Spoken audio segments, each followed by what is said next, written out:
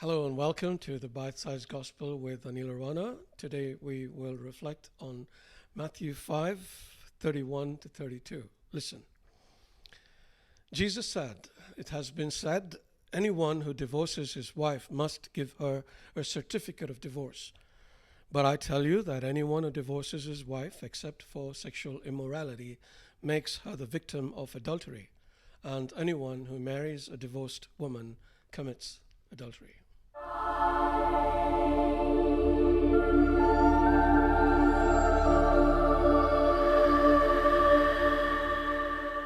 Okay, today we are going to talk about another subject that people don't really like to talk about: divorce. Studies have shown that the divorce rate has risen by 250% since 1960 and steadily rising despite the number of marriages falling. The most common reasons for divorce include a lack of commitment, excessive arguing, marrying too young, unrealistic expectations, a lack of equality in the relationship, and, of course, infidelity. The divorce rate among Christians is sadly about par with the rest of the world. So let us briefly look at what God has to say about the subject. One day the Pharisees went to Jesus wanting his opinion on the matter of divorce because the Mosaic law allowed for it. Jesus was typically blunt. He said, "Moses permitted you to divorce your wives because your hearts were hard. But it was not like this from the beginning.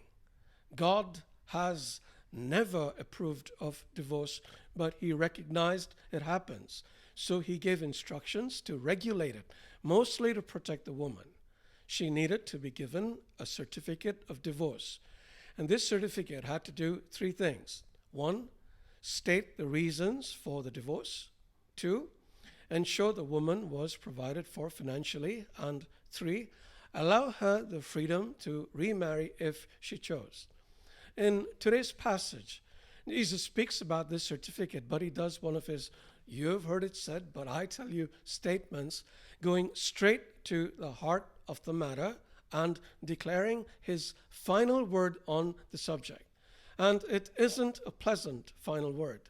He says, "Certificate notwithstanding, I say to you that anyone who divorces his wife except on the grounds of unchastity causes her to commit adultery, and whoever marries a divorced woman commits adultery." The only reason Jesus says is grounds for divorce is adultery.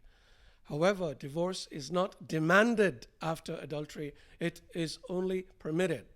God's way is always the way of forgiveness and reconciliation.